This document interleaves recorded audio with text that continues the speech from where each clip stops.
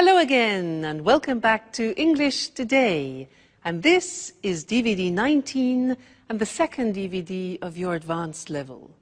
And in this DVD, we'll start with another 2 episodes of our story, That's Life. And then after, we'll look at our special TV programs. There'll be a discussion about winning the lottery. And then, in the cookery section, we'll learn how to make preserves. To follow, in the grammar section, we'll look at the language we use for making arrangements with people. And then we'll study some special question forms. So, I hope you have fun.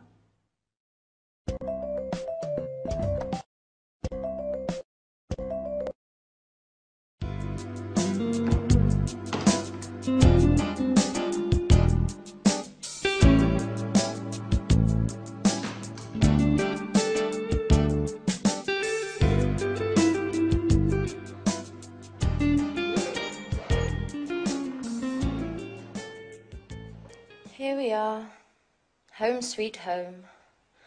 I would have preferred to stay away just a little bit longer.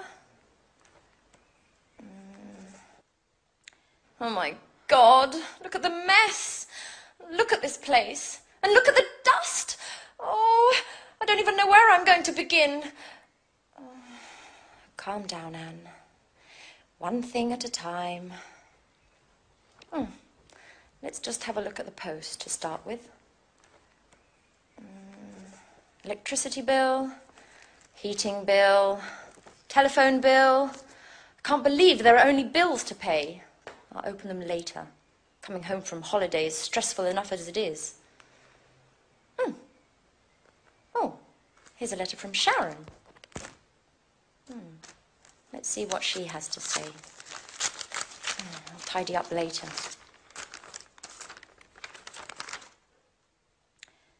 Dear Anne, I would have preferred to say goodbye in person, but you had already left for your trip to Italy. Speaking of which, did you enjoy yourself? Unfortunately, things between me and Jack just haven't worked out. Maybe we rushed everything. Maybe memories with Peter were still too fresh. I don't know. Anyway, living together just became impossible. After thinking about things long and hard, I decided to accept my boss's offer to transfer to Amsterdam, to take charge of the new museum opening. It's a great city. In any case, I need time to get my life in order and, well, I hope everything's fine with you. Don't move. Oh, don't hurt me. There, you'll find all my money there. Just take it and leave. Relax, please. Anne. It's me, Jack. Oh, Jack. Jack. Are you crazy? You scared me half to death. And how did you get in here? Well, I might be living next door, but I still have these. So I can surprise you from time to time. Jack, you'll never change. I was reading a letter from Sharon explaining why she left. If you don't mind, Anne, I'd rather not talk about that.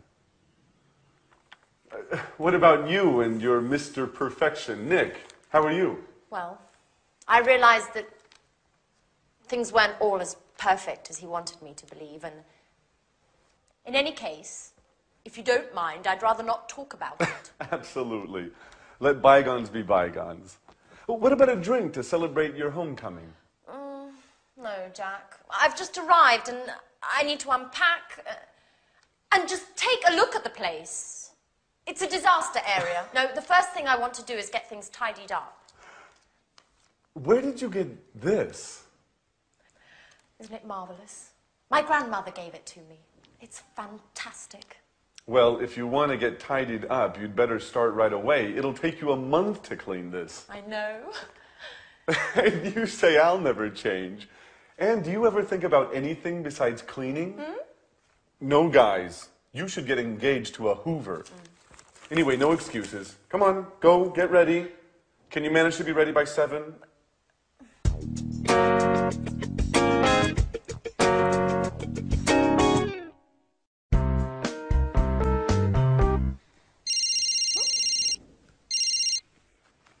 Hello?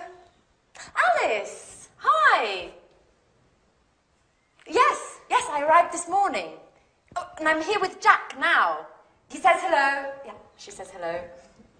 I'm so happy. You know, Jack insisted on cleaning the whole house straight away. Hmm? What? What telegram? No, I haven't received anything. What? But tonight? Alice? No, yes, Alice, but you should have given me some advance notice. Okay. Yes, fine. I'll see you at the airport at 9.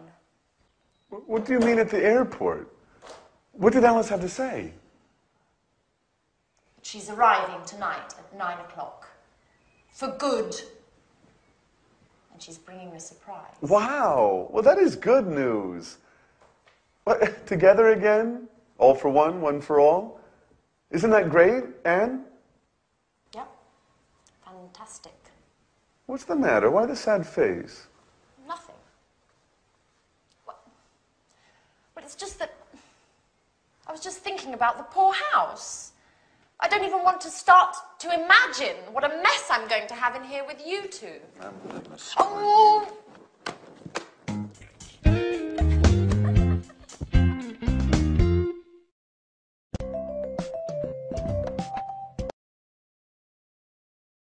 Hello, and welcome back to your live English language TV program. Did you notice in that episode that Jack was trying to invite Anne for a drink, and he was using the language of making arrangements? Well, that's what I want to study with you now in this lesson. And to do that, I want to use the telephone. Now, listen carefully to the conversation that I have, okay? Oh, miracles can happen. Hello? Oh, hi, Jane. How are you? Yeah, fine, thanks. Very well.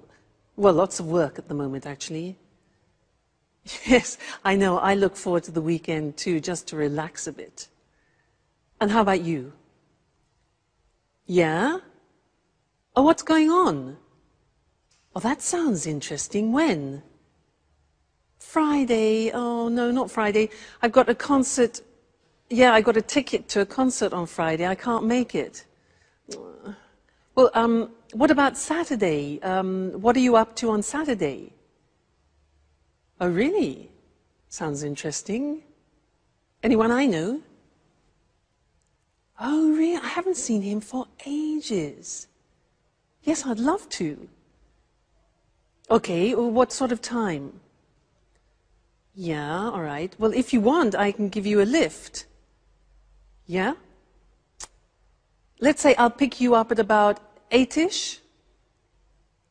Great. Oh, by the way, what type of clothes? Is it posh? Is it casual? Fine. All right, great, great, great. Well, I really look forward to it. All right then, good. See you then. All right then, bye. Now, did you notice that was a nice invitation, that? I was using certain phrases which are very common in English when we are making arrangements. And that's what I'd like to look with you now on the screen. All right, making arrangements. So, first, suggesting an appointment. Now, there are various things we can say in English to suggest an appointment. For example, what are you up to on Friday? Now that's unusual. The verb is to be up to. What are you up to on Friday? So that's a colloquial expression, and it means just simply, what are you doing? What are you up to on Friday? Other expressions, this you already know, we've learnt it. How about, or what about going to the cinema? Remember those? So they are informal. Another possibility is, could you manage a meeting on Friday? This is a bit more formal. Manage means organize. It's a word we use very often. Okay? Could you manage a meeting on Friday? Another possibility is, do you think we could meet up? Do you think we could meet up, which means get together? And also, I wonder if we could go. For example, I wonder if we could go to a show together. I wonder. So, wonder is a word which we use, and it's talking about thinking something over. All right? So, those are different ways of suggesting an appointment. Now, usually, when somebody suggests an appointment, you have to look in your diary. Now, remember, we say diary in English, we don't say an agenda. Okay, so you look in your diary to see what your availability is. And you can say, for example, on the phone, you say, just a minute, I'll have a look. I'll have a look in my diary. Or you could say, let me just look in my diary. Two very common expressions. Now remember, alternative words for diary are an organizer or a day planner. These are words which are often used. Day planner and organizer. All right? Good. Now we have to talk about a time. So you could ask, are you free at 8 o'clock, for example? Or could you manage, you notice manage again, organize. Could you manage Tuesday? Or would Friday at 5 suit you? Now look at the spelling of that. S-U-I-T. We don't say suit. We say suit. And suit is very common. It means to be convenient.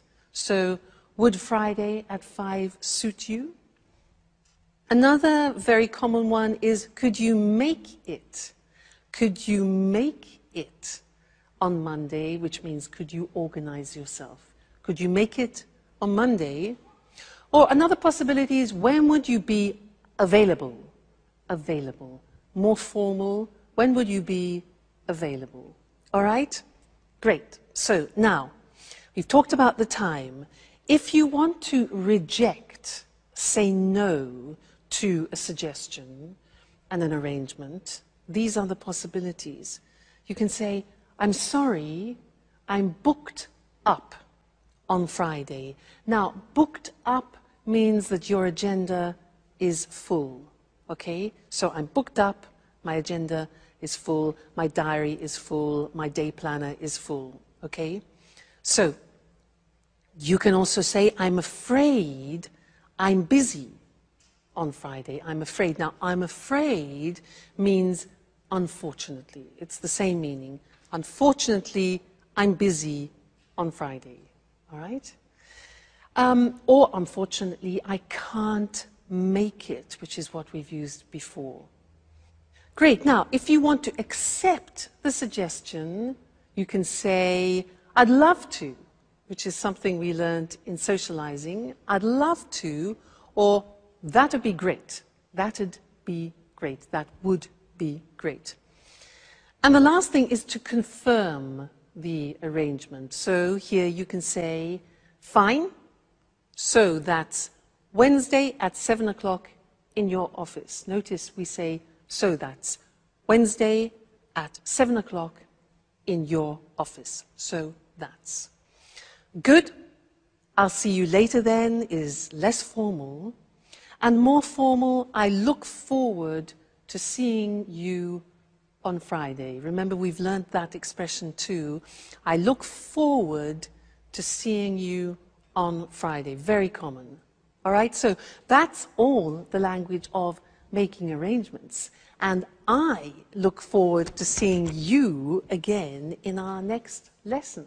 So until then, goodbye.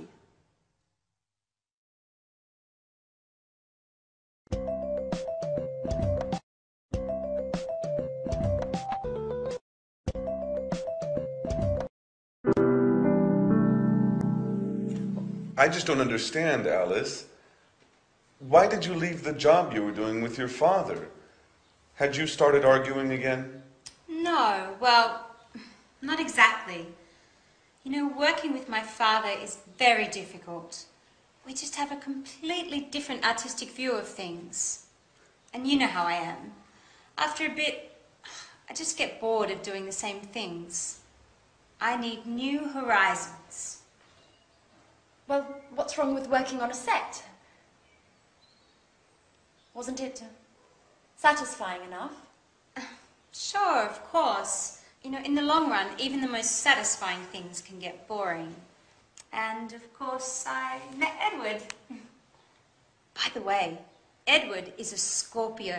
Ooh, that's really interesting. Have you noticed what a magnetic look he has about him? Well, it's kind of hard to see his eyes from behind that camera. I wonder if he ever puts it down. Does he take it to bed with him? Stop! No, no. It's not going to work like that. You guys aren't acting naturally at all. You're too stiff. You look like statues. What we need here is expression, involvement, passion. Come on, let's do another take of that last scene. Which scene makes us look stiff? We're simply talking here, Edward. That's what I mean. Do it well. Let your inner self flow. Express your fears, your hidden desires. You, and yes, you are in love with Jack, aren't you? Don't be afraid. Show your true feelings. Show him what you are capable of. Well, besides the fact that I'm not in love with Jack anymore. Well, who told you, anyway? Okay, let's take 5. Maybe it's better if I leave you alone. Excuse me, Alice. Could you tell me where I can watch this material in peace and quiet? Go on into my room, Edward. I'll be with you in a minute.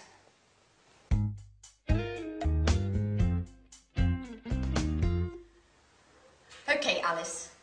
Could you tell me what the hell you said to him? Just the truth.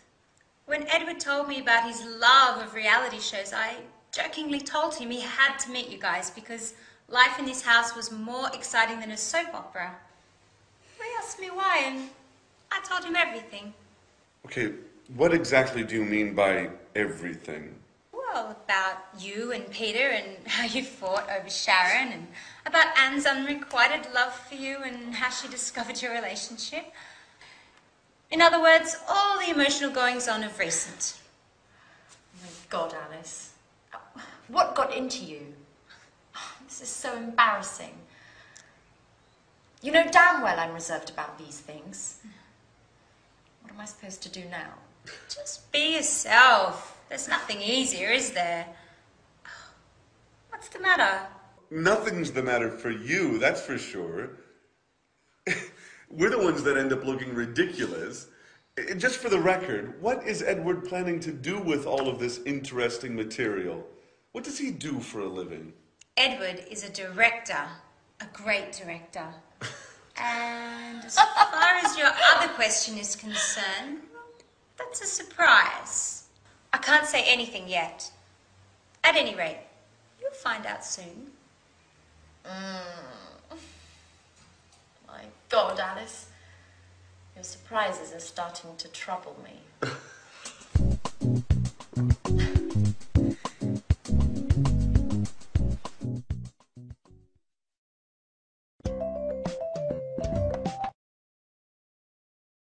We like surprises, don't we? Now, questions. In this lesson, I want to do some revision of questions, and I want to do a quiz with you. And I want to ask you some special questions, those unusual questions in English. And I want you to try and find the correct answer by understanding the real meaning of the question. Let me give you an example. If I ask you, what's he like? What's he like?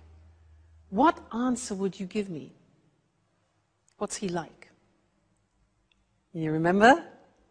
Okay, it's not the verb to like and dislike. What's he like is asking about the general impression of a person. So, what's he like? An answer could be, he's lovely, he's very nice, he's kind, he's generous. All right? So that's the quiz. Are you ready? Let's move on.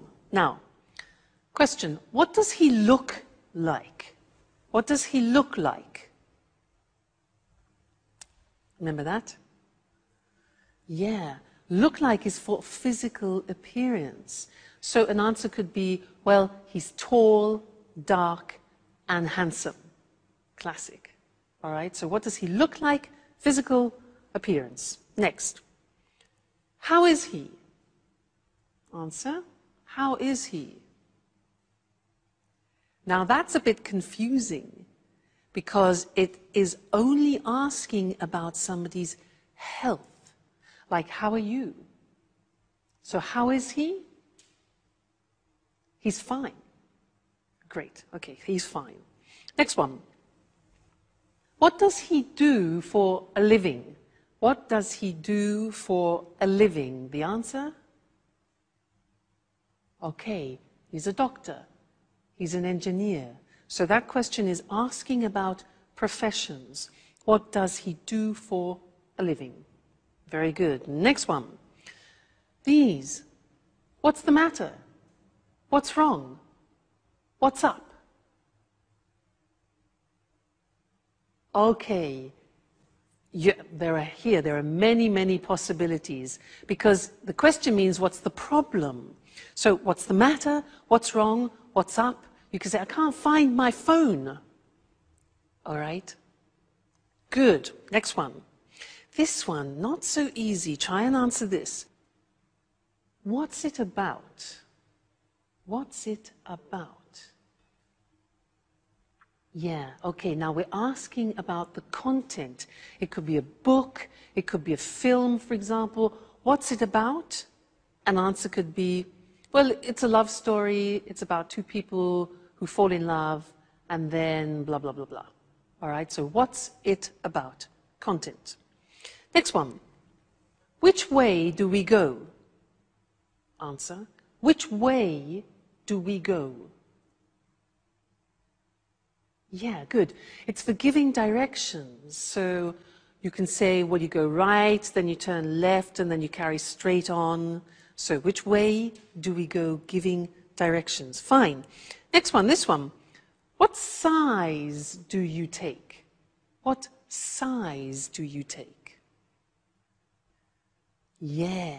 Now, we're talking about clothes. We're talking about shoes, for example. We don't say what number do you take, but what size? So you could say, for example, I take size 12 or I take size 42. All right, so what size do you take? Great. Next one. How long does it take? How long does it take, or how long is it going to last? 1 hour? 15 minutes? All right, so how long does it take? How long is it going to last? Is for a length of an activity. How long does it last? Strange that, yeah? Next one. This is difficult. Do you know this? If I say to you, well, what do you reckon? What do you reckon? Huh. Do you know that? It's very, very, very familiar language. Reckon is the same in English as what do you think? What do you reckon? What do you think? Good.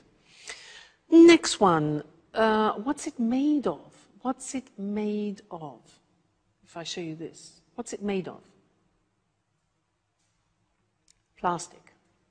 Right. So what's it made of is for the substance. Wood, plastic, paper, etc. All right? Okay. This one here. How do you want your steak done? How do you want your steak done? 3 possibilities in the answer. Okay, you can say well done, medium, or rare. I want my steak rare, R-A-R-E, which is like bloody. All right? And the last one, do you know this? What am I supposed to do? What am I supposed to do? Yeah, exactly. You're supposed to go to bed now. Now, this is asking for advice. It's like saying, what should I do? It's exactly the same meaning. Great. Now, you're very good, you see. With every lesson, you learn more and more, and we're really making progress. So, keep practicing, and I'll see you again in the next lesson. So, take care. Bye.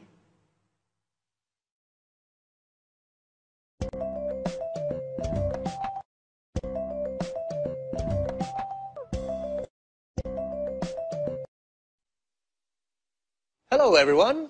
Welcome to Let's Talk, the evening discussion program with our two commentators, Tom and Marie. Good evening, everyone. Good evening. What have you got in your hand, Tom?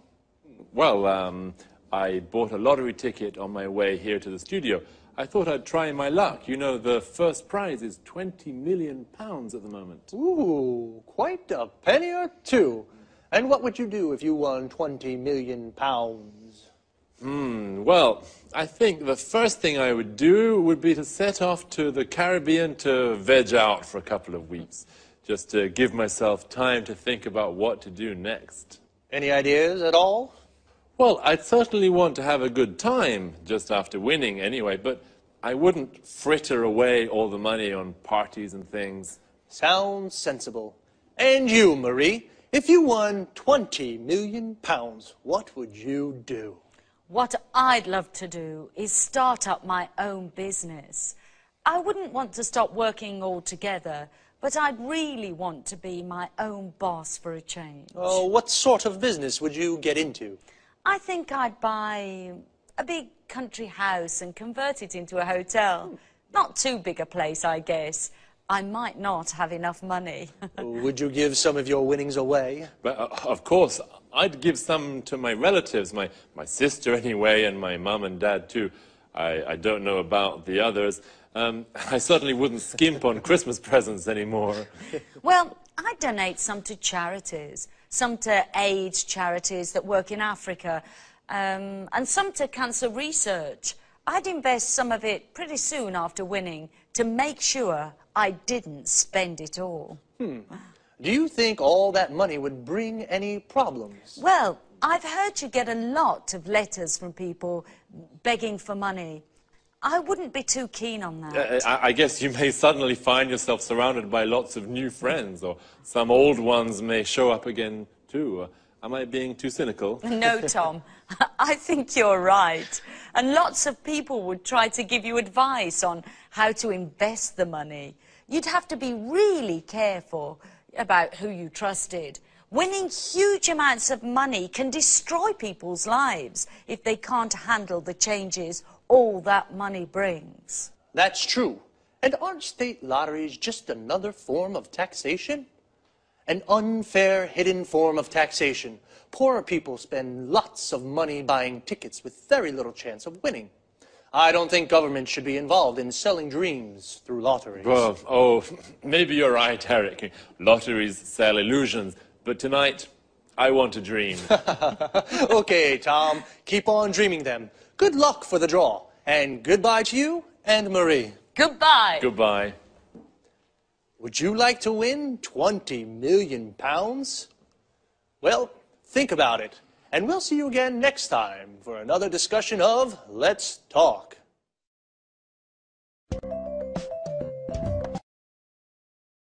Well, what would you do with £20 million? Would you set off for the Caribbean like Tom? We say set off for a destination. This means to start a journey. He would veg out for a few weeks to think. To veg out means to relax completely. It's an informal expression. It would be a shame to fritter away the money. To fritter away means to waste. If you fritter away money, you spend it on useless things. Would you keep on working? To keep on doing something means to continue doing something. So, keep on working means continue working. Or, would you stop working altogether? If you stop doing something altogether, it means you stop completely. I would start up my own business like Marie.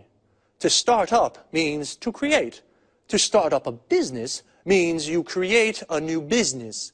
I'd like to be my own boss. This means work for myself. Are you your own boss, or do you work for someone? Would you like to start up a business? What would you get into? To get into something means become involved in something.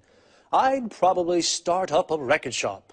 I'd like to get into the music business. I'd probably donate some money to charity. Donate to charity means give to charity. Would you donate any of your winnings? Your winnings is the money you win. I guess, though, unexpected people may show up if you suddenly won so much money. To show up means to arrive. And as Marie said, lots of people may start begging for money. When you beg for something, you ask for it desperately. Perhaps I'll try my luck and buy a ticket too. See you next week, or if you don't see me, then it means I've won. Bye.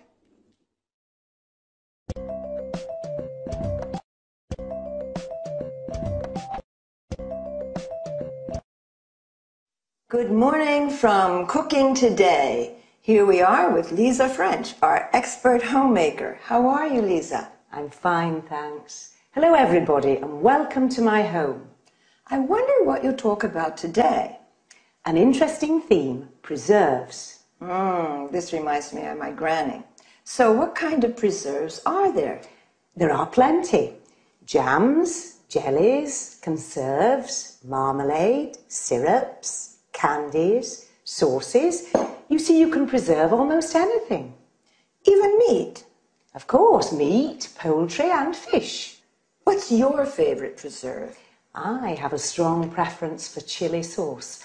On the whole, I find sweet and sour food particularly tempting. I don't really fancy the two flavors together. As they say, differences are the spice of life. Anyway, what are the actual ingredients for chili sauce? Tomatoes, peeled and sliced in chunks, chopped celery, ground onion, green peppers, a cinnamon stick, chili, mustard, brown sugar, and vinegar. That's all. And meat, I suppose. You're right, mince meat. I adore chili. I'm curious about vegetable canning. What's the right procedure? That's easy. Once you grasp the basic rules, it's quite simple. All you have to do is heat the food in sealed jars. So simple. Well, you must sterilize containers and lids before canning. Now, this may seem like a stupid question, but heating is important, isn't it? Of course. The heat destroys the bad bacteria, so you can enjoy your preserves all year round. Great. And now, what about canned tomatoes? They used to be popular in summer when I was young. Yes, for this preparation, dip tomatoes in boiling water first. Why? To loosen skin. Dip quickly in cold water, then peel them. And once peeled, what else? Cut out stem ends and quarter them. And you boil them again, don't you? Right. First you add salt and basil. Then pack tomatoes into hot jars. Don't forget to close the lids well. Fantastic. And now, how do you make, let's see, jellies? Oh, I have a pretty good mint jelly recipe. You combine water, vinegar, mint and sugar in a large saucepan and bring to a boil. Then add fruit pectin. How long should it cook? Heat to a full rolling boil and boil hard for 1 minute. Then what? Just remove the leaves and pour into hot jars. Then seal with paraffin. It's easy. This sounds much easier than I thought. I'll try it. Thank you, Lisa, for your fantastic tips on preserves. And I'm looking forward to seeing you next week. Thank you. You're always welcome in my home.